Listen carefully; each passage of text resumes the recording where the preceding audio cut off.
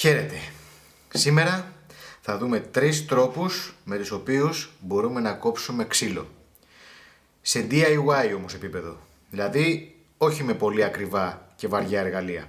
Ο πρώτος τρόπος είναι το πριόνι χειρός. Μετά θα δούμε τη σέγα και μετά το δισκοπρίωνο. Πάμε. Όπως βλέπετε έχουμε πάρα πολλούς τύπους πριονιών. Θα πω μόνο 2 βασικά χαρακτηριστικά τους. Το ένα είναι τα δόντια ανά ίντσα. Όσο πιο χοντρά και πιο αραιά δόντια, τόσο πιο γρήγορη κοπή, αλλά και πιο άγαρμπο κόψιμο.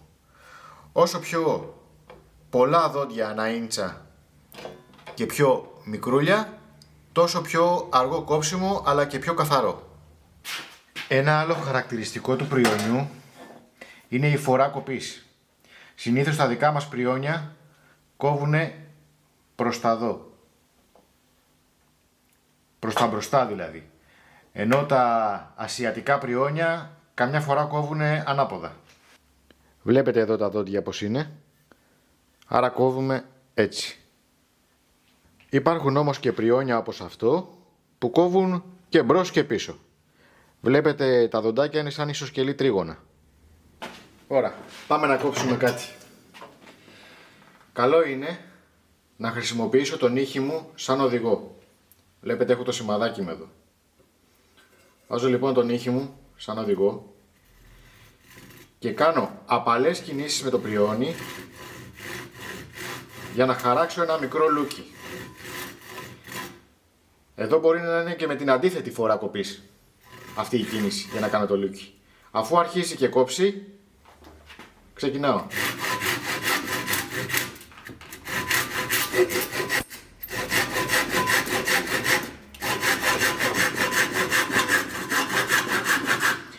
Προσπαθώ να έχω όσο το δυνατόν καλύτερο τέμπο.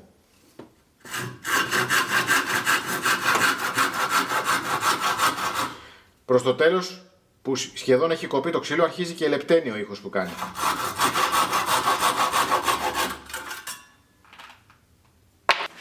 Συνήθως, στα DIY κόβουμε κάθετα στα νερά. Όμως άμα θέλουμε να κόψουμε και παράλληλα στα νερά, υπάρχει ο εξής τρόπος. Αφού σημαδέψουμε το ξύλο μας εδώ, θα κόβουμε λίγο από τη μία πλευρά και λίγο από την άλλη, για να κόψουμε όσο το δυνατόν πιο ίσια. Ξεκινάμε.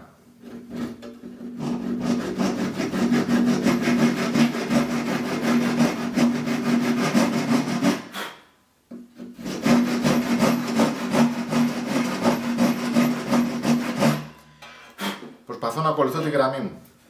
Κόβω λοιπόν λίγο από τη μία, το γυρίζω και πάω από την άλλη.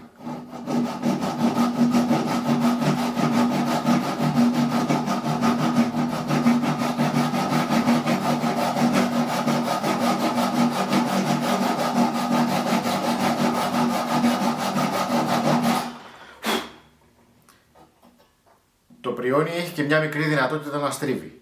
Οπότε προσπαθώ να ακολουθώ τις γραμμές μου.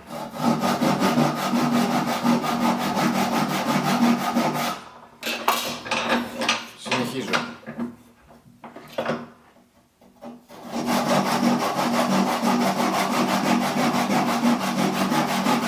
Κάποιες φορές, όσο κατεβαίνω προς τα κάτω, μπορεί το ξύλο να αρχίζει να μου σφίγγει τη λάμα.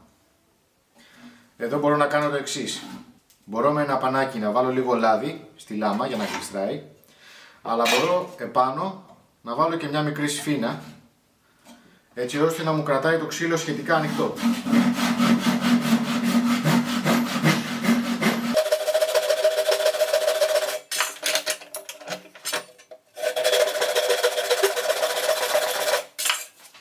Ένα άλλο φτηνό και χρήσιμο εργαλείο είναι το φαλτσοκούτι.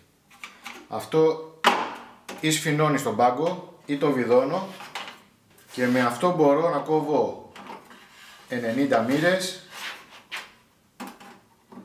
Το συγκεκριμένο έχει και 22,5 μοίρες και 45 μοίρες με μεγάλη ευκολία.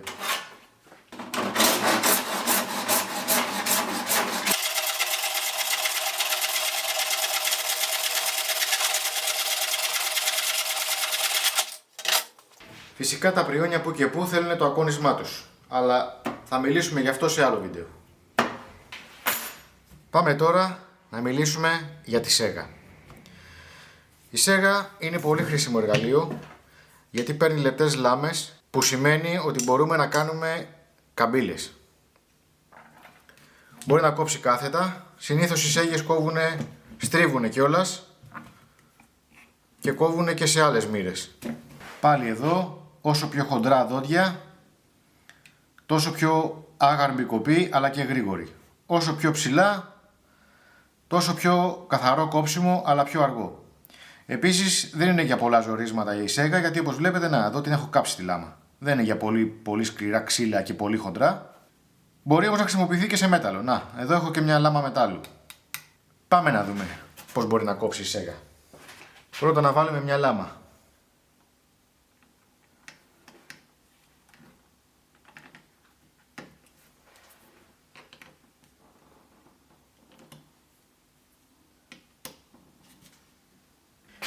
Πάμε να κόψουμε αυτήν εδώ την καμπύλη. Ένα μειονέκτημα της σέγας είναι ότι έχει πάρα πολλές ταλαντώσεις. Την ακουμπάμε σταθερά και προχωράμε. Δεν τη σηκώνουμε.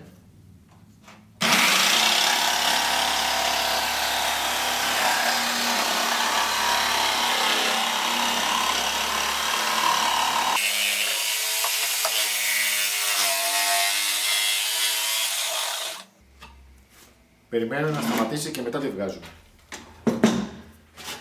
Όπως θα κάναμε και στην κορδέλα, όταν θέλουμε μια απότομη γωνία, όπως καταλαβαίνετε δεν μπορούμε εύκολα να στρίψουμε εδώ πέρα τη λάμα μας. Γι' αυτό θα κόψουμε αρκετά, να κάνουμε χώρο για να μπορέσει να στρίψει η λάμα. Πάμε να δούμε.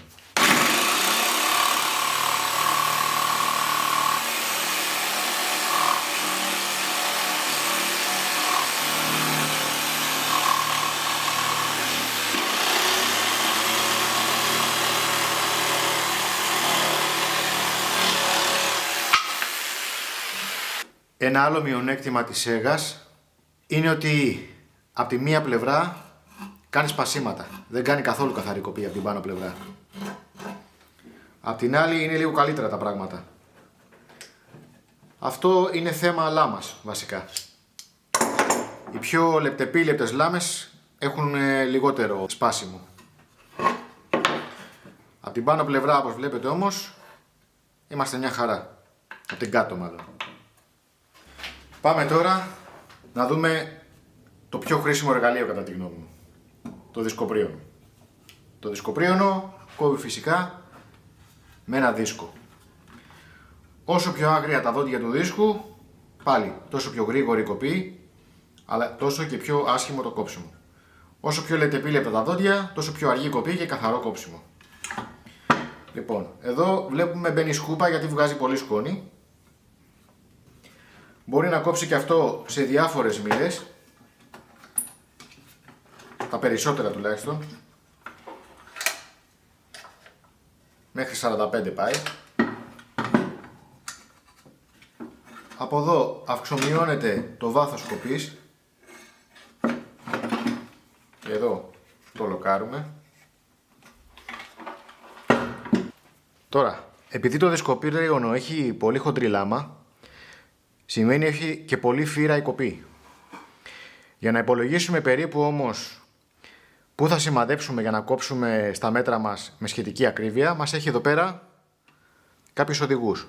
Δηλαδή όταν κόβουμε κάθετα στις 0 μοίρες, σημαδεύουμε με βάση αυτή τη γραμμή, ότι κάπου εδώ θα κόψει. Ενώ στις 45 είμαστε εδώ.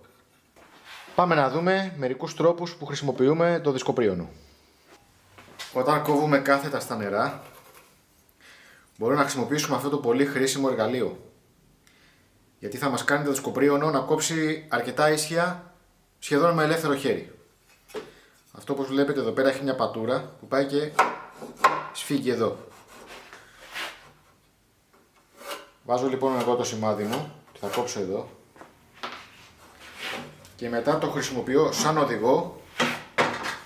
Βλέπετε τώρα στις 0 μοίρες θα πάω περίπου και θα κόψω εδώ που είναι το 0. Χρησιμοποιώ λοιπόν εδώ Ανοίγω και σιγά σιγά προχωράω.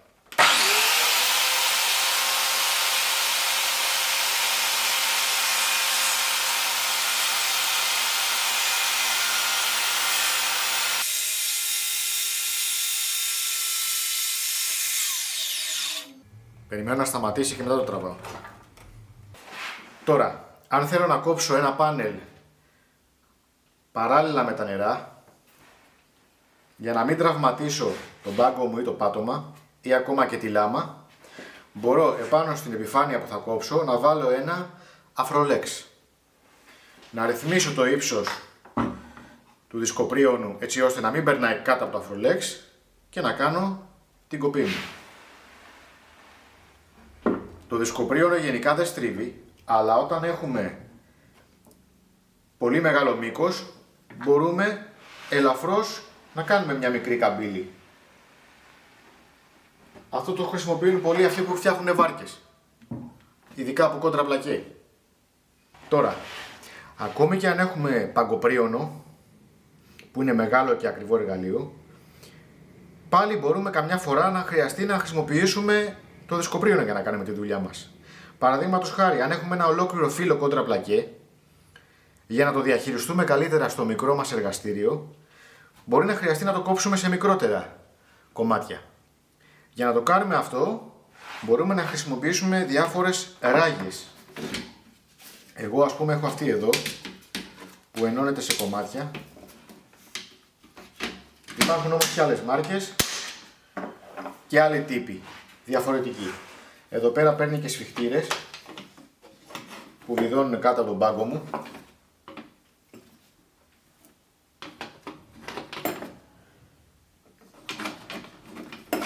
Και τι γίνεται τώρα?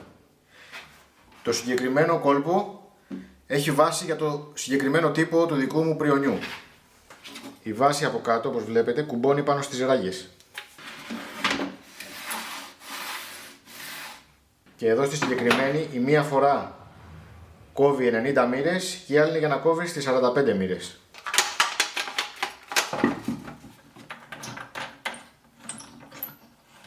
Το σφίγγεις επάνω στη βάση και το σέρνεις επάνω στη βάση. Και αυτό βέβαια δεν κάνει και την πιο καθαρή κοπή, αλλά το δισκοπρίωνο είναι ιδανικό ιδιαίτερα σε μεγαλύτερες δουλειές. Δηλαδή ας πούμε σε μια πέργολα, γενικά σε οικοδομή βολεύει πάρα πολύ αυτό. Αυτά παιδιά τα βασικά για τα πριόνια, νομίζω τα καλύψαμε. Αν ξεχάσαμε και κάτι, αφήστε και κάνα comment κάτω από το βίντεο. Μέχρι την επόμενη φορά, να είστε καλά.